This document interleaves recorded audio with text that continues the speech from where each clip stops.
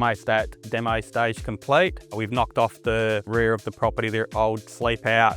We've ripped out the kitchen, the existing bathroom. We've removed the pergola, brick paving. So we've had to get our asbestos team in to remove all the asbestos in accordance with all the health and safety under controlled environments. We've also removed the front portion of the property, which was an 80s add-on of a bedroom. So we've removed that so we can reinstate the original entry. With character homes, it's really important with the demolition side that we do protect as much of the existing character as possible. There's certain features that we've been very careful to keep when demoing a character home, or the existing architraves. The existing stipple in the front lounge was really important to us to keep a portion of it.